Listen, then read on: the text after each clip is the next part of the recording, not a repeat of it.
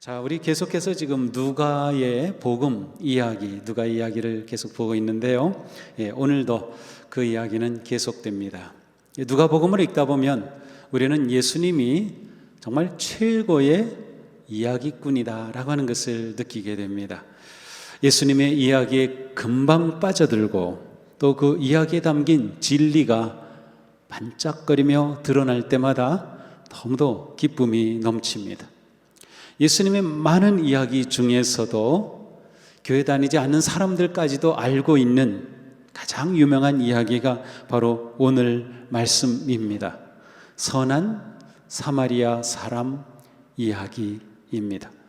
사전에는 선한 사마리아 사람이 일반 명사로 등재되어 있을 만큼 그렇게 유명한 이야기입니다. 어느 날 한 율법 교사가 예수님을 찾아와 묻습니다. 내가 무엇을 하여야 영생을 얻겠습니까? 이 율법 교사란 그야말로 하나님의 말씀, 구약의 율법의 말씀을 연구하고 그 말씀 가지고 평생 사는 사람이에요. 그러니까 율법 전문가입니다. 율법 교수라고 할 수 있어요. 하지만 이 율법 교사가 이처럼 엄청난 질문, 내가 무엇을 하여야 영생을 얻겠습니까? 라는 질문을 한 것은 예수님께 와서 진리를 깨닫기 위해서가 아니라 예수님을 시험해 보려는 숨은 의도가 있었기 때문입니다. 그럼에도 예수님은 담담하게 율법 교사에게 이렇게 물으십니다. 율법에 무엇이라고 기록되었으며 너는 그것을 어떻게 읽고 있느냐? 그러자 그가 대답합니다. 우리 함께 읽어보겠습니다. 내 마음을 다하고 목숨을 다하고 힘을 다하고 뜻을 다하여 주 너의 하나님을 사랑하라 하였고 또 내 이웃을 내 몸같이 사랑하라 하였습니다. 예수님이 말씀하십니다. 내 답이 옳도다. 정답입니다. 정답. 딱 즉각적으로 정답을 얘기해서 과연 율법교사다워요. 신명기 6장 5절 쉐마로 불리는 이 구절과 레위기 19장 18절에 있는 이 두 말씀을 인용하면서 예수님의 물으심에 정답을 말하였습니다. 율법교사답죠. 그런데 예수님이 이렇게 말씀하셔요. 그대로 행하여라. 그러면 살 것이다. 그대로 행해라. 그러면 네가 영생, 생명, 삶에 대해 물었지. 그러면 살 것이다. 이렇게 대화가 끝날 것 같습니다. 어떻게 영생을 얻습니까? 율법에 기록된 대로 행해라. 그러면 생명을 얻을 것이다. 그런데 이 순간 율법 교사의 고질적인 병이 도졌습니다. 그 병은 잘난 체의 병입니다. 그래서 예수님께 묻습니다. 그러면 내 이웃이 누구입니까? 성경에서는 자기를 옳게 보이려고 이 질문을 했다고 기록하고 있어요. 처음에는 예수님을 시험하여 묻더니 이제는 자기를 옳게 보이려고 잘난 체 하려고 예수님께 묻습니다. 이 율법 교사의 태도가 참 못마땅하죠.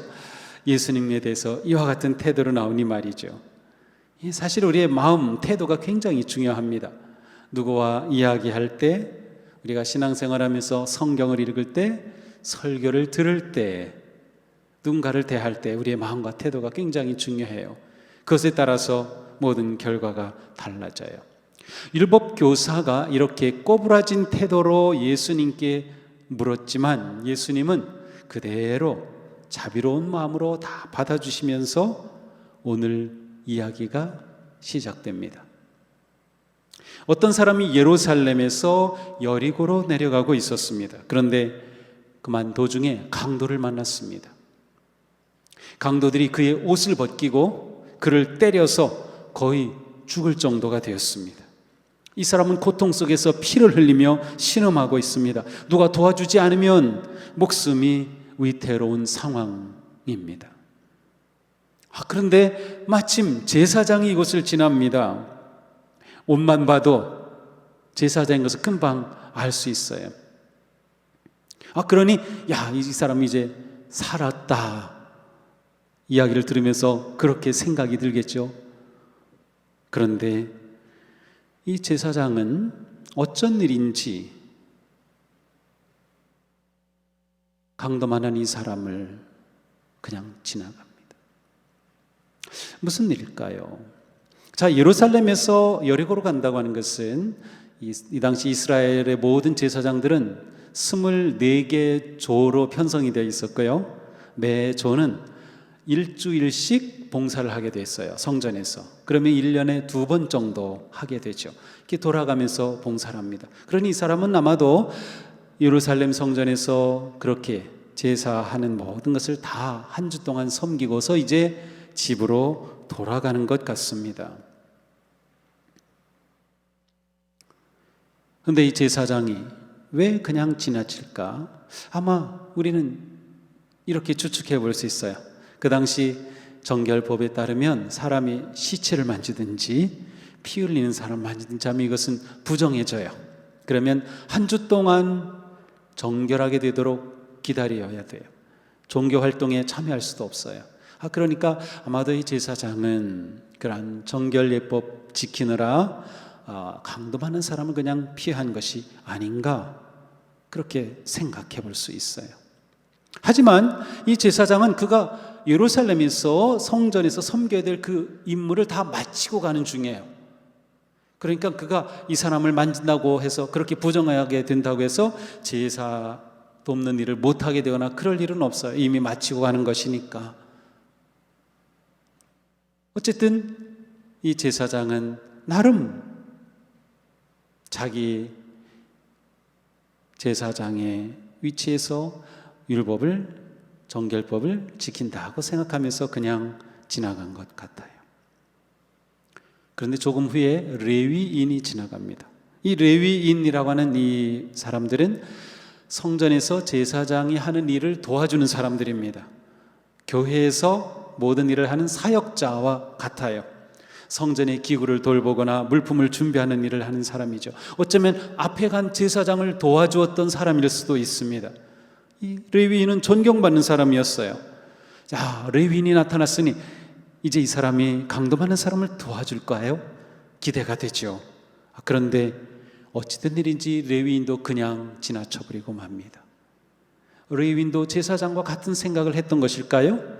아니면 제사장이 저 앞에 가는 것이 보일 정도로 뒤따라오다가 제사장이 그냥 지나친 것을 보았기 때문에 자기도 제사장도 지나쳤는데 내가 뭐해? 하면서 그냥 간 것일까요? 어쨌든 레위인도 그냥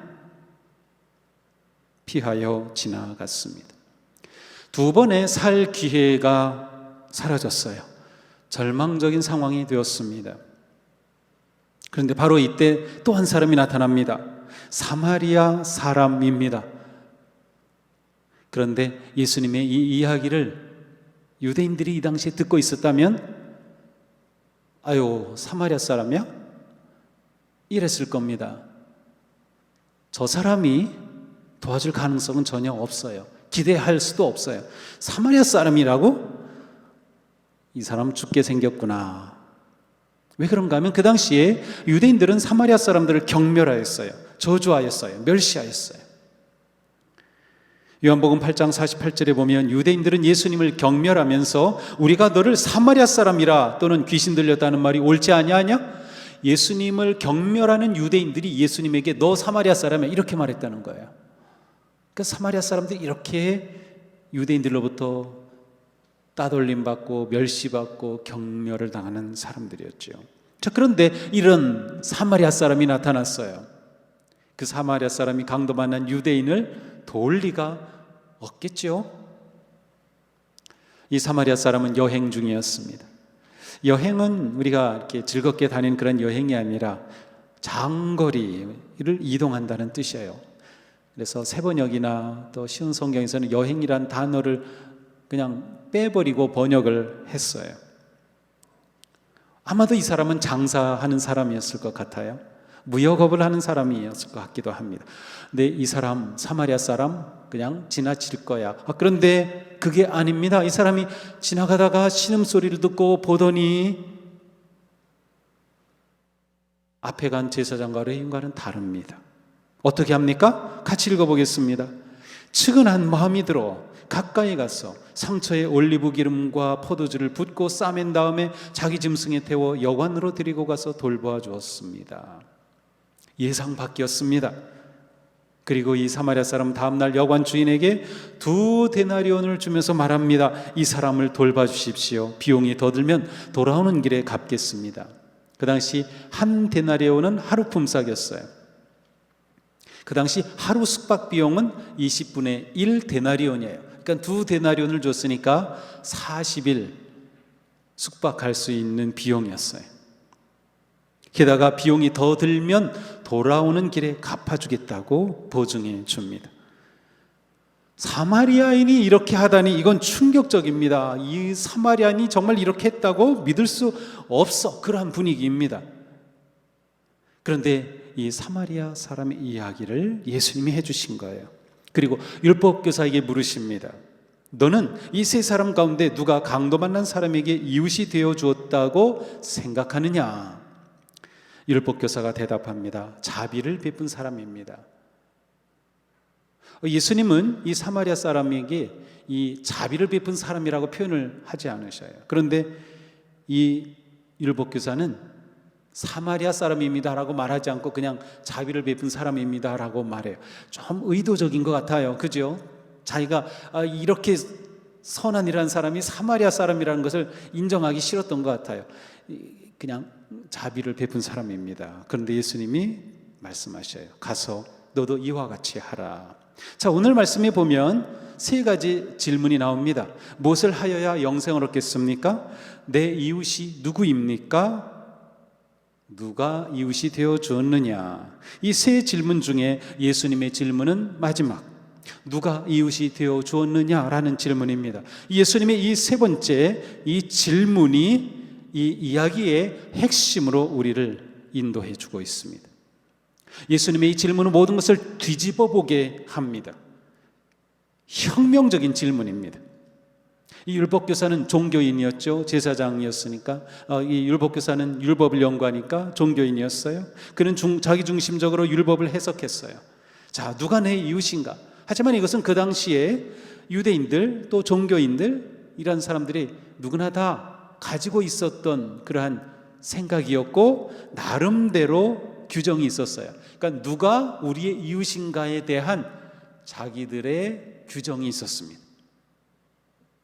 그 범위 안에서 그들은 율법을 실천하였어요. 다시 말하면 그들은 볼 때 이방인은 이웃이 아니었어요. 사마리아인 당연히 이웃이 아니었어요. 유대인이라 하더라도 세리, 창기 같은 사람들은 그들의 이웃이 아니었습니다.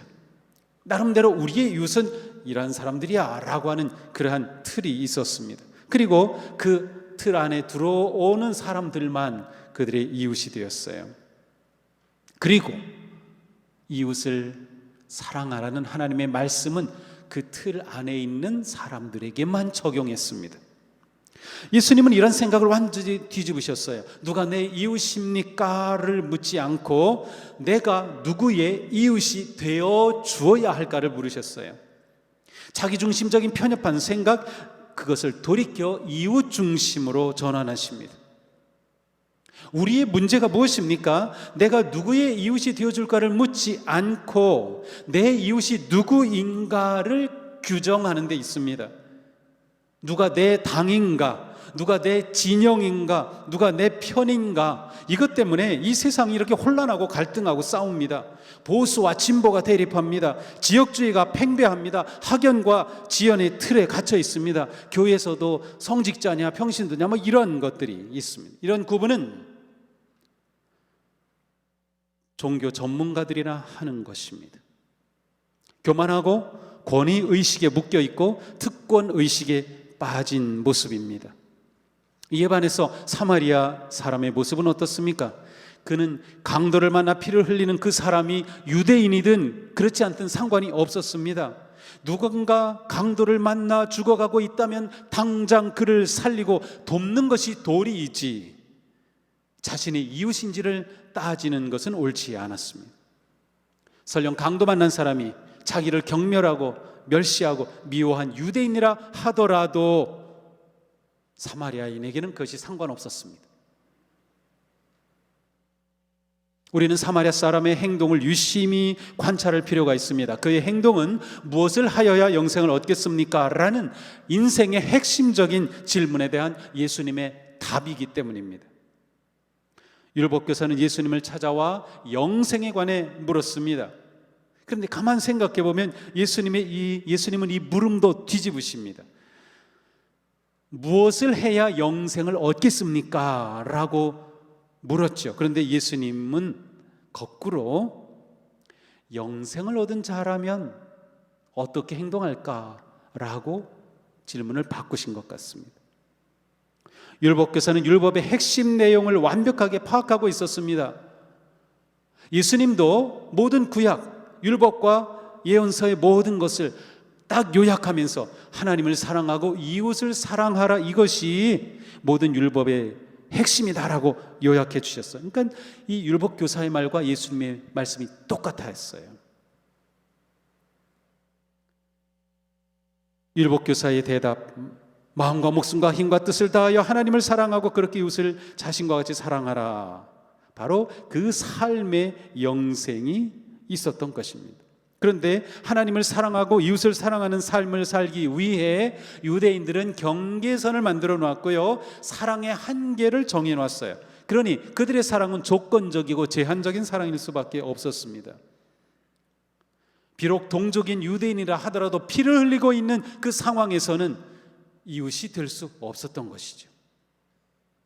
제사장과 레위인의 행동은 율법적으로는 문제가 없었습니다. 율법적으로는 문제가 없었습니다. 그러나 영생을 얻은 자가 살아야 하는 사랑하는 삶에는 실패했습니다.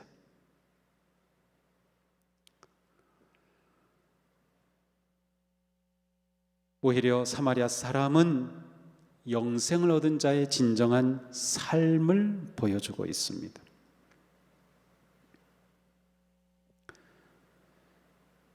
크게 본다면 유대인들에게 이것은 엄청 충격적인 이야기입니다. 유대인들은 우리는 하나님의 택함 받은 백성, 우리는 하나님의 영생을 누리는 자들이라고 생각했는데 자기들은 영생을 얻은 자의 삶을 살지 못하고 있는 거고, 저 저주받은 사마리아 사람이 영생을 얻은 자의 삶을 살고 있다는 것을 예수님은 뒤집어서 표현하시니 충격이었겠죠. 사마리아 사람은 무엇을 보여주고 있습니까? 자, 사마리아 사람은 강도 많은 사람을 보고 불쌍히 여겼습니다. 측은한 마음이 들었어요. 가엾은 마음이 들었습니다. 사랑은 불쌍히 여기는 마음입니다. 하나님이 우리를 사랑하신다는 것은 하나님이 우리를 불쌍히 여기신다는 그러한 뜻이에요. 제사장과 레위인에게는 이 마음이 없었습니다. 그들은 단지 종교적 직무를 행했을 뿐입니다. 그들의 심장은 식었고 그들의 마음은 굳어 있었습니다. 교만과 특권의식으로 굳어버린 심장에는 불쌍히 여기는 마음이 생길 수 없었습니다. 반면에 사마리아 사람의 심장은 따뜻하고 살아 있었습니다. 영생은 따뜻하게 뛰는 생명의 심장입니다. 내게 영생이 있다면 그 심장은 생명 있고 따뜻하게 뛰기 때문에 불쌍히 여기는 마음이 우러러 나오는 것입니다. 그러나 제사장과 레위인에게 있어서는 그들이 자기가 영생을 가지고 있다고 믿었을지는 모르지만 그들의 심장은 굳어 있었어요. 생명이 없는 심장이었습니다. 우리의 심장은 어떤 심장입니까?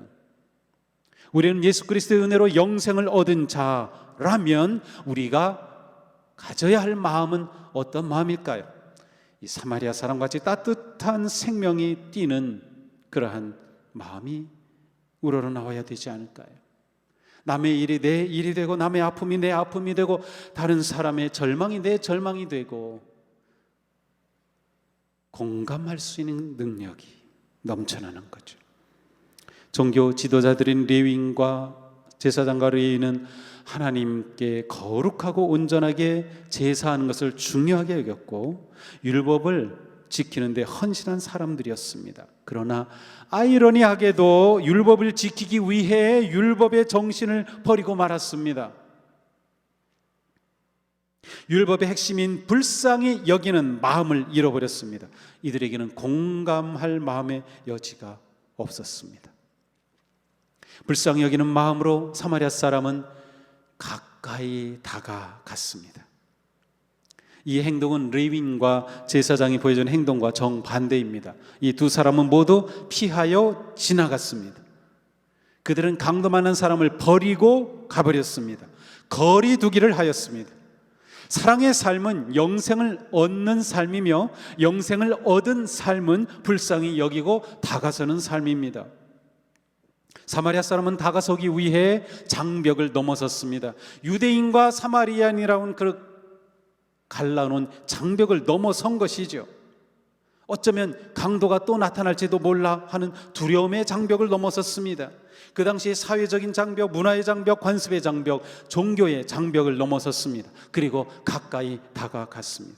우리가 열심히 신앙생활할수록 자칫 율법에 갇혀 장벽을 만들고 경계선을 만들 위험이 있습니다.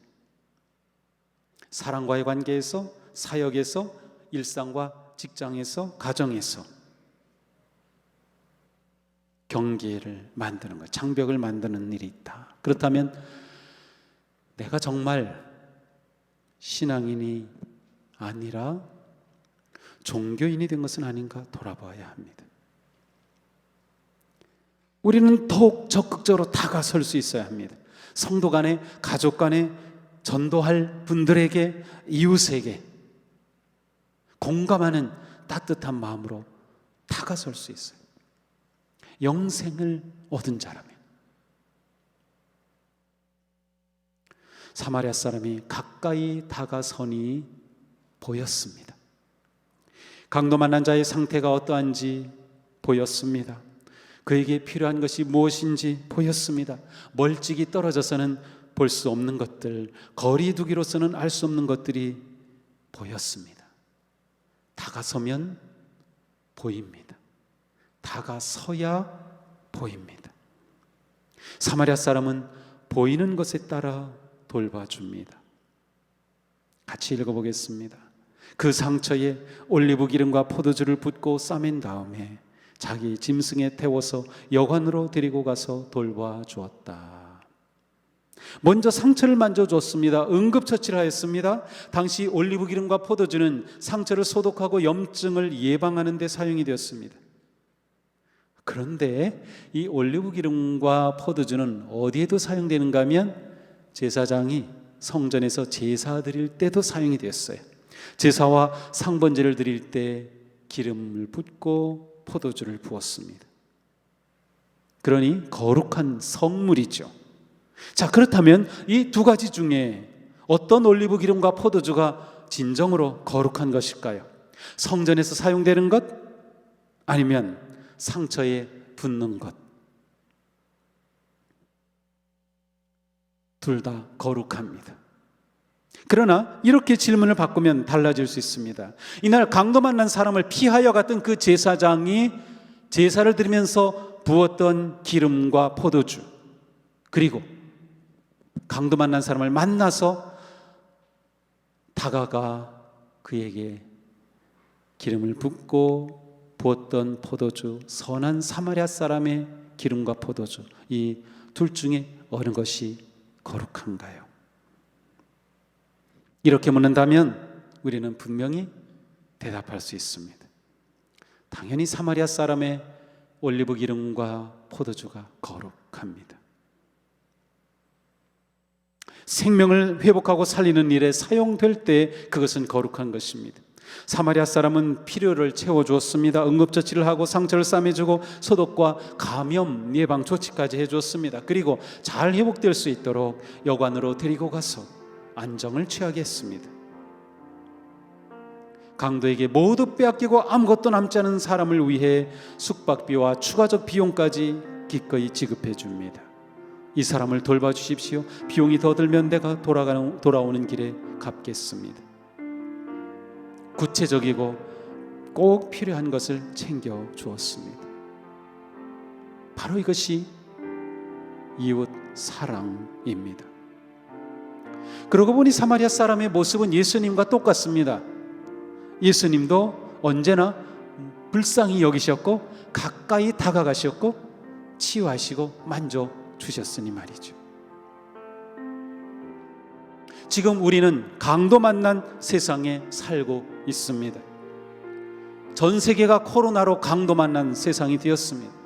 우리 사회가 코로나로 강도 만난 세상이 되었습니다. 우리가 살고 있는 세상입니다. 이러한 세상에서 우리는 어떻게 생각하고 어떻게 행동해야 할까요? 이런 상황에서 오늘 주신 말씀은 우리에게 어떤 의미를 가지고 있을까요? 우리는 영생을 얻은 성도임이 분명한가요? 그래서 우리는 영생을 얻기 위해 무엇을 하는 것이 아니라 영생을 얻었기에 사랑하는 삶을 살고 있습니까? 온 마음과 뜻과 목숨을 다해 하나님을 사랑하고 이웃을 자신의 몸과 같이 사랑하는 삶을 살기에 사마리아 사람처럼 그렇게 다가서며 불쌍히 여기며 구체적으로 필요를 따라 섬기고 있습니까? 우리가 진정한 예배자 거룩한 성도가 된다는 것은 율법의 조문에 갇히지 않고 율법의 정신을 되살려 행동하는 것입니다. 하나님은 이웃과 세상을 불쌍히 여기는 마음으로 살라고 우리를 구원하여 교회가 되게 하셨습니다. 하나님은 우리가 사랑으로 다가서라고 교회가 되게 하셨습니다. 하나님은 우리가 강도 만난 이웃을 돌봐주라고 교회가 되게 하셨습니다.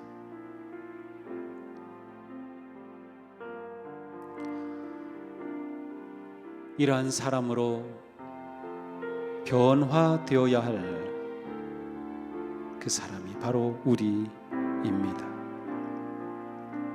누가 내 이웃인가를 찾기 전에 내가 누구의 이웃이 되어줘야 할까를 진지하게 물어야 할 것입니다.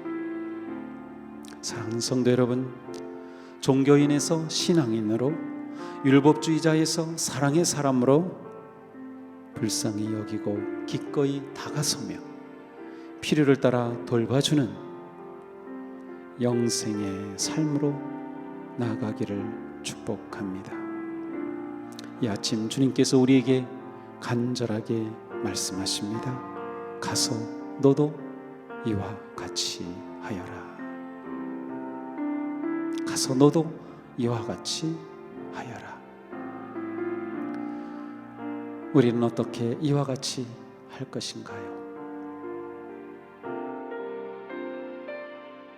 기도합시다.